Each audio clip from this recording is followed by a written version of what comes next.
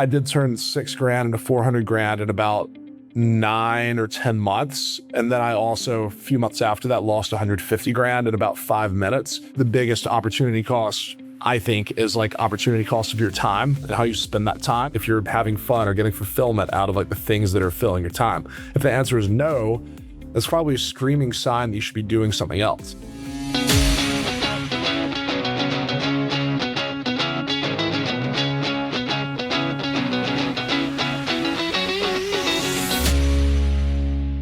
Jack Rains, welcome to The Long-Term Investor.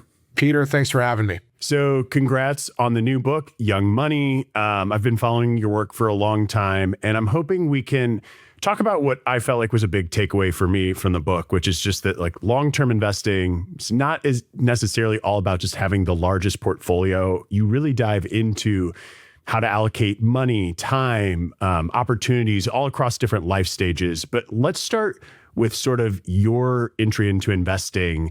You tell a story about turning a $6,000 Roth IRA into nearly $400,000 and then losing half of that money from the peak. So maybe tell us a little bit about what that experience taught you about money that anything in terms of making money never could. The first thing it taught me hilariously is when I had to meet with my accountant, or like my dad's accountant, like the following year, and he was looking at it, he was like, there were like 120 trades in my Roth in like year 2020 that kind of led to that. And his big takeaway was you should never gamble with your retirement account. But I guess if you are going to gamble, if you do it in your retirement account, at least you don't have to worry about taxes. So my like terrible financial advice to everybody is if you're going to speculate, like, I don't think it's horrible with your Roth because if you do make money, you don't have to figure out capital gains. And then if you lose money, you could literally only lose like that contribution if you're like 23.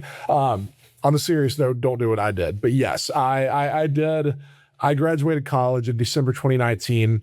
Obviously, January 2020, February 2020, COVID happens. I'm working remote, corporate finance, like not in the office, really bored. And I figure out what a SPAC is. And basically, for people who don't know, it's like a shell company that provides an alternative path to going public from a traditional IPO. And I was buying SPACs and SPAC warrants, which are like options. And it was a bubble. I was really good at playing the bubble. I did turn 6 grand into 400 grand in about 9 or 10 months. And then I also, a few months after that, lost 150 grand in about 5 minutes. So I can tell you a lot of things I learned from that. The first is when your dad calls you when you have 400 grand and says you should put in an index fund, you should probably listen to him.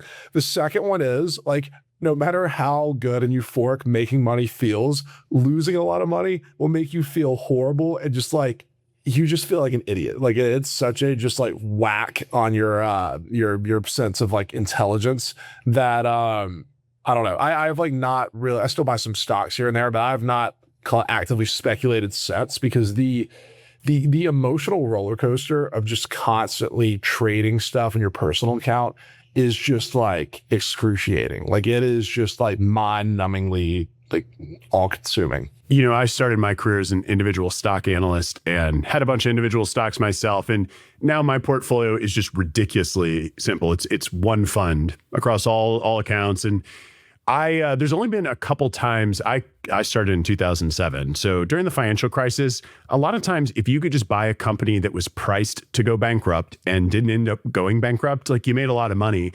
And the only time as an investor I felt like I've seen similar instances was COVID, like 2020. There were, some individual stocks where I resisted the urge to buy. I stayed the course with the boring plan.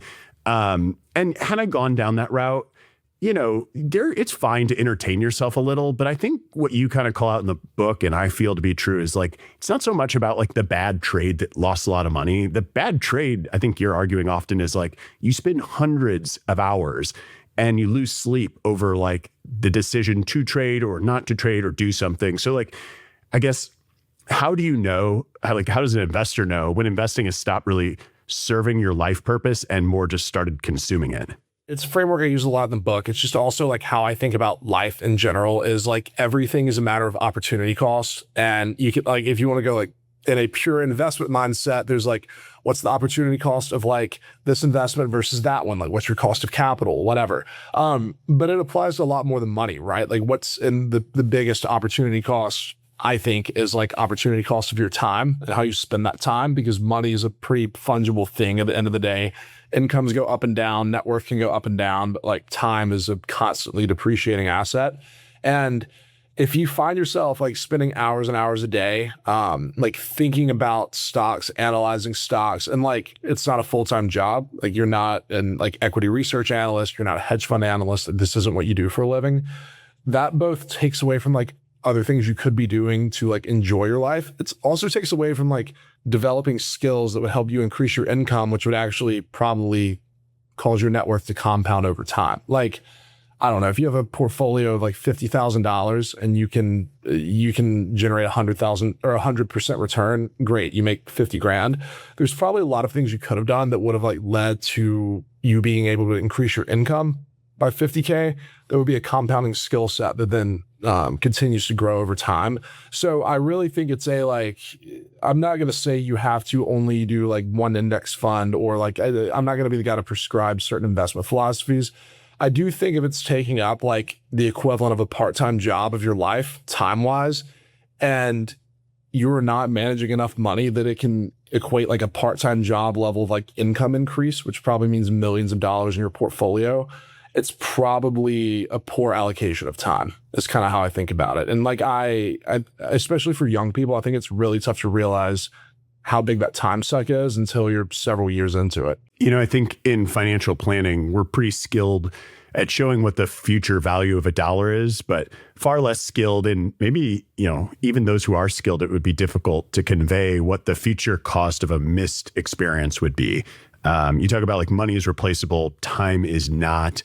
Can you talk a little bit about like sometimes how these the financially sensible choice is still going to carry a large non-financial cost, and like what do people get wrong there? Yeah, I mean, I think one of the biggest issues, and again, like I'm speaking as a 29-year-old who has experienced my 20s, right? But like for a lot of young people, your income is probably lower than it'll ever be. Your like uncertainty about the future and just like general nervousness about like being thrown into the real world for the first time is really high.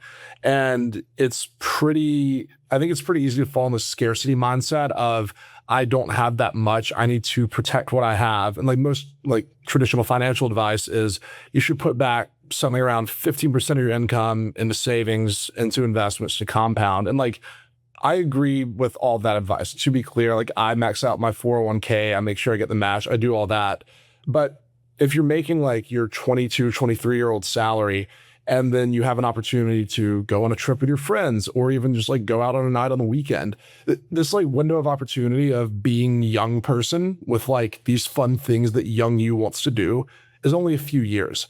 And the cost of having fun, like the amount of dollars it takes to have fun at 23 is actually like a really small amount. So and this might be like counterintuitive advice, I'm much more in the camp of like, it's okay to deviate from like traditional financial planning advice when you're young, as far as like money you allocate to retirement, assuming that like one, the money is actually going to experiences you would find fulfilling, and it's not just like binging on DoorDash or whatever. And two, you don't have a ton of debt. And three, that you think you're on a like high slope career path where earnings will increase. If you aren't pursuing a high income life, that's fine. Like there's more to life than just going after money.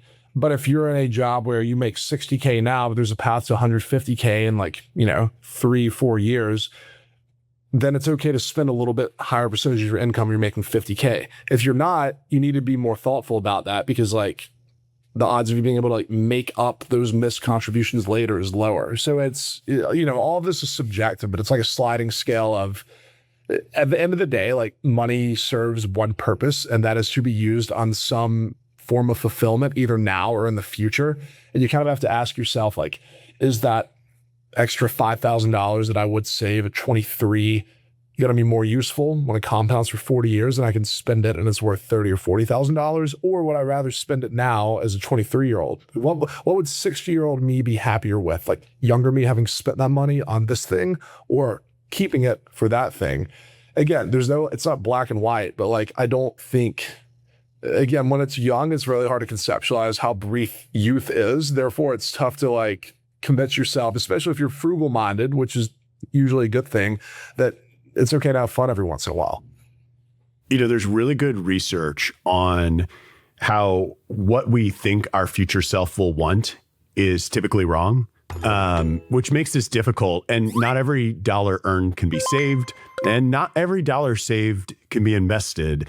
And so, yeah, there's not like a black and white option. You're often trying to like minimize regret. And when you save for the future, you're effectively spending on your future self.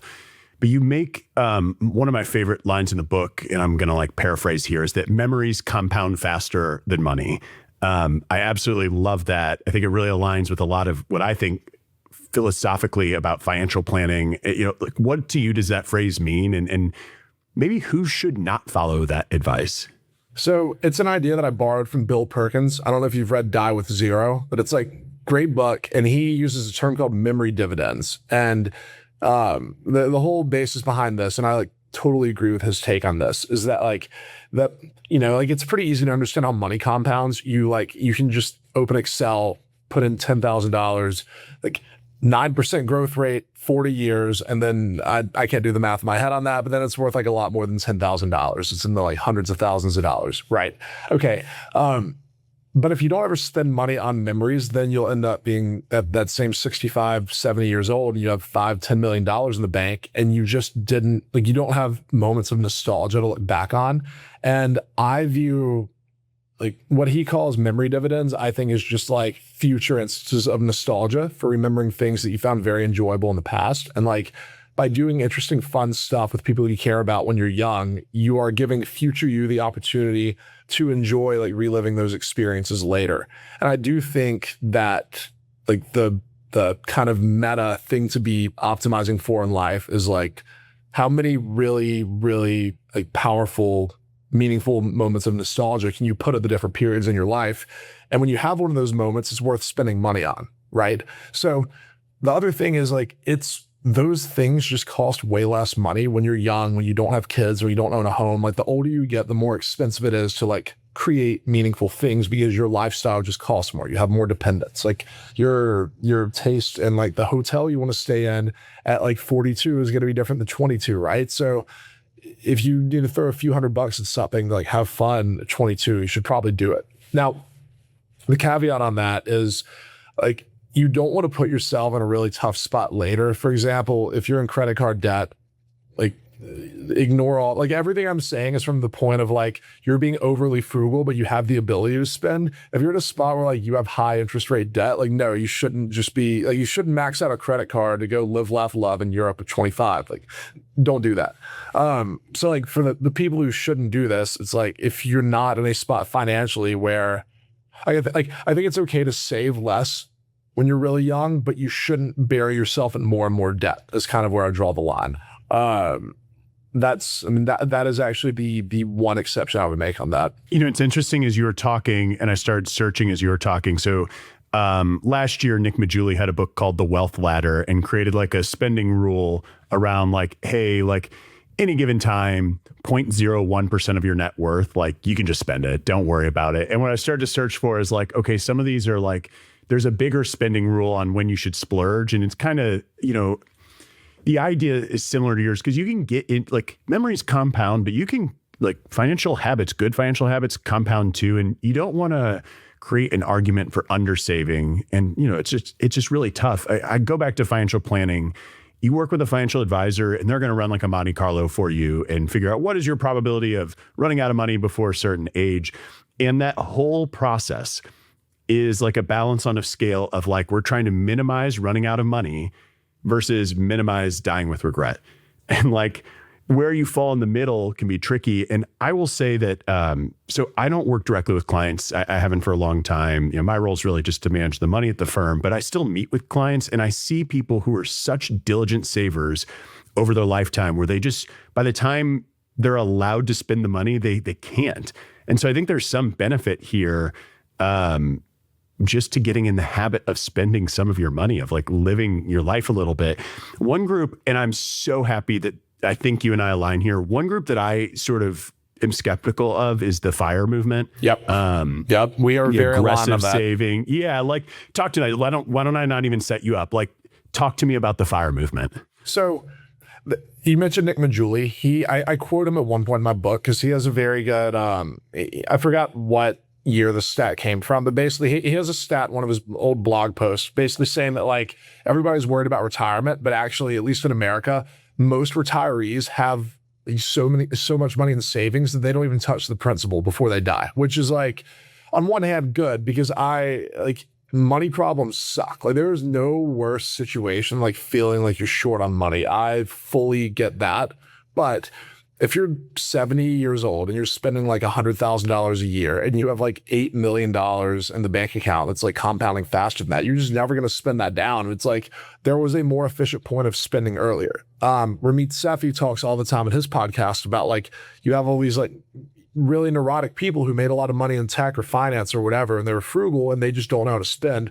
I think the FIRE movement is at the core of this whole thing where like the entire point of what the FIRE movement was supposed to be was rooted in good things, and that like you should put yourself in a position that you have the freedom to live the life that you want. But there's a more toxic version that's kind of been co-opted over time that's become this like vilification of the labor force where like you should like minimize all worldly materials to the point that you can opt out of the labor force. And it's like, okay, so if you really buy into that, like take it to the full extreme, right? You take whatever job you have, let's say you're making, let's say like $90,000 a year, and you basically live in the like cheapest apartment that meets your needs, and you eat rice and beans and never hang out with your friends. And the entirety of doing that is just to get you to the point that you can continue to do that without having to have more money coming in. I mean, my take on this is like, you probably just really don't like your job, but you do something else for a living is like I don't know, like, because I can go on a whole tangent on like anti-FIRE movement propaganda. I mean, please do. I'm pretty anti-FIRE, so you do you. Yeah. I mean, the other issue with this, and it's something that doesn't get thought about much, is like, with the way FIRE usually plays out for people who are like true disciples, they end up hitting it in probably their like mid to late 30s to early 40s, right? And the issue with that is like then everybody else in your like age band in life is like peak career, working at least 40 hours a week minimum. And it's like, okay, who are you going to hang out with? Like what's your social life? It's either people younger than you that are just figuring stuff out or people like older than you who are retired. So you are now putting yourself in a spot where you're less relatable to like the friends of your kids, to like your friends from college or early career or high school or whatever.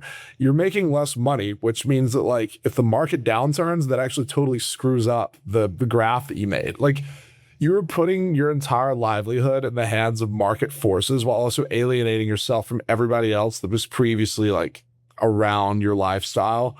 I don't know. It's just like I did a whole spend a year, we can talk about this more in that, but like backpacking Europe and Latin America for a year in my early 20s. It was kick-ass. It was awesome. I would come across the occasional like late 30s drifter in Argentina, and it's just like, dude, this is not like, I don't want to end up like, I don't care how free you feel, like this is not good. Which again is an extreme example, but it's just like, I think people underrate how good it is to be in like a life phase that's like relatable to other people around your age. If everybody around your age is working and you just feel like you have to get out of the labor force, there's probably not anything wrong with the labor force. There's just something wrong with your relationship to it. So just like change jobs, like take a sabbatical for a year and then go do something else. But I don't know. Like people are meant to do stuff. Like we're not supposed to just subsist.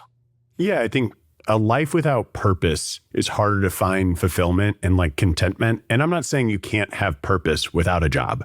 A lot of the FIRE movement feels like people just like pick up odd jobs here and there. They're like, I don't really work, but then they're like an Uber driver because they have to have like some money coming in. Or, I think in general, I don't think a lot of the audience here are part of the FIRE movement, but I think, sometimes it comes from a place of like, okay, I don't like my job, but also some people in the healthier frame won't spend. So like less FIRE movement, but more frugalness to an extreme, in part because they worry about like uncertainty. And people, depending on when you entered the workforce, can really like shape your view around risk and uncertainty. Like, yeah, I came in 2007. So one could argue, like, especially into an industry but I mean, I knew lots of people who went into banking and just lost job after job from 07 through 09. Me, I was at a financial advisory firm and people needed us more than ever. And I was just like, oh, this must be what a normal bear market is like. And every bear market has felt super boring since, admittedly. But I just think often, people face uncertainty and not actual risk. You talk a little bit about this, and it's a little pivot off of fire, but like, where is that distinction useful, as well as like, where does it break down? Yeah, I mean, uncertainty and risk is interesting because they feel the exact same. Like they're both this. You get this feeling of like anxiety because you just don't know what the outcome is going to look like. What differentiates them is like, what are the actual consequences of the downside case? And the example that I give in the book is like, I have this chapter where it's like a hypothetical scenario comparing like 25-year-old you and 40-year-old you, and like, if the worst case thing happens, which could be like losing your job, losing a lot of money.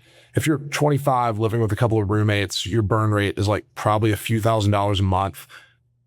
Like, they're just like, your rock bottom really isn't that low, right? Like people it will feel bad, it'll suck, but you can find another job. People are willing to bet on the young person if they're high energy. Like you don't have that much money saved up that you're going to burn through. It's like you can just scrape by and figure it out. If you're 40 and you have a mortgage and like your kid's in private school and you have a couple of cars and you quit a like high paying job where you haven't built up a nest egg to go like start a startup or like do something a lot higher risk and it doesn't work, you have like serious problems. Like it's very much just related to like, what is your like lifestyle? What are your lifestyle costs? But the reason that I make that differentiation in the book is just like, I think a lot of young people are really risk averse when like the downside case of basically any career decision is actually, at least from a financial standpoint, just not that high.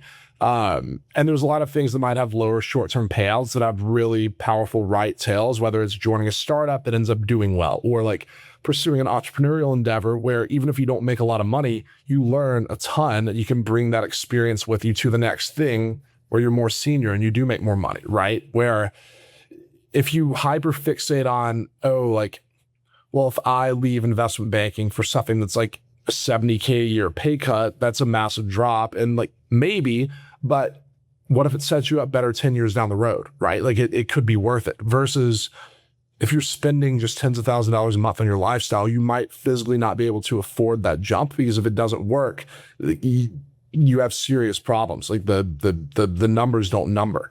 The thing to think about really, it is somewhat, I think, again, so much of this is like life stage related. Like single in your 20s, you has a much different like risk curve than like mid 40s, a lot of expenses now and in the future.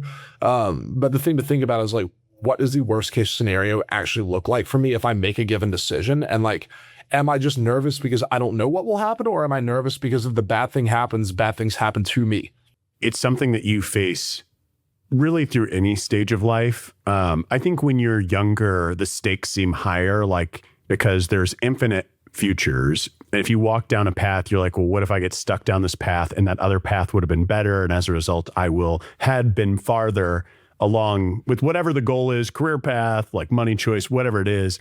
You kind of talk at one point about the book where like sometimes people feel stuck when there are multiple reasonable choices there, and you suggest living life backwards. Maybe you could walk us through that exercise. Yeah, I mean, it's and again, I have a propensity to like go from like, I think introspection is really good. I think rumination is self-destructive. I'm someone who like can get in my head a lot and like slide from the good one to the bad one. So like this is something that like I've struggled with and had to work through myself. But like a few years ago, I was like 24. I'm just basically just trying to figure out what I want to do with my life, what matters. Like didn't love my job, knew I was going to grad school, didn't know what I wanted to do after it. And I ended up speaking with this guy, Dr. Jim Jackson. He was a like former Baptist pastor at a small town where my grandparents grew up, then at a big church in Houston. Now he's like an executive coach and does a few different business things, but he's great. And he had talked to people like much more senior and important than me about much bigger problems than I was having. So he was like a very like thoughtful voice of reason for just like grounding like an angsty 24-year-old kid a little bit. But the one thing he like was telling me that really stuck with me was it was his framework for like living life backwards. And basically, it's aligned with how I put like life is very stage specific, but really thinking through like what things do you want to do in life? Like, what are the just absolute, like, I'm not willing to die before I have done these things or these things have happened to me? And then what order of operations do you need to like put your actions to make that happen? So the like short-term example was I really romanticized the idea of like taking a crazy trip, backpacking the world, like hostel hopping. And it was the type of thing where I had an interesting window where I was 24. I was going to grad school in a year. Like, I didn't know what the future was going to look like, but at that point I was single. I had grad school locked. I had, like, even after up and down on the stock market, enough money saved up that like I wasn't going to be on the street. Like, I was okay spending some money, and that was a thing that I wanted to do. And if I didn't do it then, it's like the career implications or relationship implications of just like doing that 3 years later probably wouldn't work. I might not even want to do it then. Like, but there would just be way more like confounding factors versus at 24, like it was kind of like, if I want to do this thing and like have these experiences, I sort of have to do it right now. And by thinking about my life across like a full timeline of like, what will each stage look like? It just gave me a lot of clarity on this is a like short-term thing that if I don't do it, this window of opportunity probably closes. Some of the longer term stuff, like I think it's like very good to want to be wealthy. I'm not somebody who would like vilify the desire to like make a good living. That was going to be a thing that was going to come after graduate school for me. Like most of my career stuff that was going to matter was going to be post MBA. And I was aware of that. So that was a thing where, okay, I should take business school seriously and like think through like career stuff coming out of that. But nothing I do now pre-business school is really going to like move the needle that much, my lifetime earnings based off of just where I was. So that just shouldn't be the thing. I should not be optimizing for making an additional $50,000 at 24. I should optimize for where am I going to be at 30 post MBA.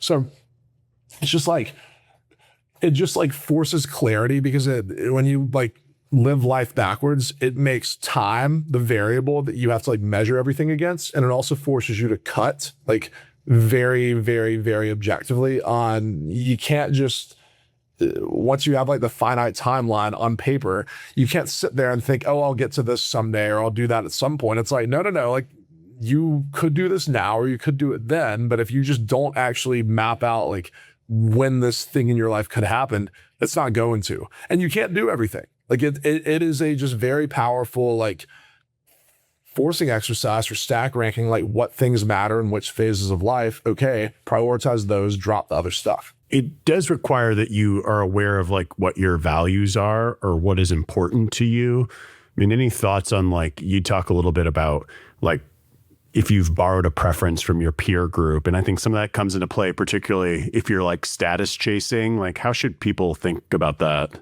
So I think everybody chases, like everybody is susceptible to status games. I don't really think it's an avoidable thing because humans are social creatures and we are constantly comparing, like you're constantly silently measuring yourself up against those around you. And those around you could be people in your office, people in your community. The biggest problem with the internet is that like you can compare yourself against hypothetically anyone who exists, right? Which is like really annoying. And that's I think that's actually the biggest struggle for young people today is like internet-based and facade-infused status games where you are seeing a version of other people who you deem to be like around your age group doing better than you or doing more interesting stuff than you. And it's like everybody's susceptible to it. Like there's a version of like maybe like there's a version of me that's looking at some other 29-year-olds who like locked in on the finance path out of school and like have made more money over the last 6 years. Or the person who took an entrepreneurial bet at 25, grinded for 3 years, and they sold their company for a lot of money. There's also people who did that, who made a decent amount of money, but not enough to actually like jump ship and do something else, who are like, man, why didn't I go do something more fun in my like early to mid 20s, right? So there's like I don't think there's anybody out there who has like, there probably are a few people out there, but like, I think 99% of people, like there's somebody somewhere that they're jealous of some version of their life, right? The thing that I think is very helpful for mitigating status games is in young adulthood, like giving yourself the opportunity to have a pretty wide range of experiences to try a few different things. And the reason for that is like, when you're 20 or 21 and you're deciding your career, you have such a like narrow worldview on like what you want to do, and it's probably a pattern match based off of some combination of where you grew up and like what your parents did or the parents around you, like what either looked fun or high earning from that worldview, what the kids around you in college are doing that therefore pushes you to do a particular thing, whether it's finance, law, software engineering. You're just pattern matching your peers, or right after you graduate from school, like early adulthood, you're 22, 23, and you make maybe one pivot based off of what you see, like your experience of that one job and what you see people like 5 years down the road doing. The truth is, like, the economy is so, and by economy, like job market is so variable. Like if you would have become a ML researcher 10 years ago, there actually wasn't that much money in that compared to like software engineering or like investment banking. And now there's like machine learning researchers making like tens of millions of dollars a year. Like you actually don't know what's going to pop off as the thing that wins. So I think the best thing you can do is like gather a lot of experiences and just figure out what really piques your interest and is worth digging in on. And like, once you find work that you actually find interesting and compelling, status games it's not, I don't think they ever fully go away, but if you get some level of internal fulfillment from the like ways you're spending your time, you become a lot less concerned about like prestige or money, right? As long as your basic needs are met, you can put some money back, you like the work, you're just going to be less distracted by the other stuff. It's when you are fully determining like the thing I'm doing by financial outcome or like status outcomes off of that, it's very fickle, and you'll find yourself very unsettled because you're going to be competing in a domain. Like if, for example, if you go to work for a hedge fund because it's the path to a lot of money, and like that's, you watch Wall Street, Money Never Sleeps, you watch The Wolf of Wall Street, you're like, you go to Wall Street. Okay. There's going to be people who actually really geek out on like earnings reports, 10Ks, financial modeling, who are just going to kick your ass. And if you're just doing it for the money, and other people who are earning the same money, but they like the money, but they're really doing it because like this is just a game they like playing and want to win, you're just going to get smoked. So you're going to put yourself in a spot where you won't win that status game because you're competing against people who actually just don't care about the status aspect of it. They're just in it because they really like enjoy that thing. They're good at it. They're going to grind at it. And like, it doesn't feel like a grind for them because they just geek out on it. You're not going to win that. So then you're going to end up in a spot where like you might make some money, but you don't like how you're spending your time. And you're going to be worse at it than people who really like it. So that was a really long-winded way of saying having like a pretty wide breadth of experiences when you're young, just like exposes you to more opportunities to find a thing that you're into that you can double down on. And importantly, it also exposes you to the idea that like you actually can change paths if you aren't into the thing that you're doing. Like if you stay in one thing too long, inertia sets in and it just becomes like, it's like a mental block to move. It's paralyzing. If you've never changed your life, how do you then decide to change your life at like 32 versus you make a couple of jumps in your 20s?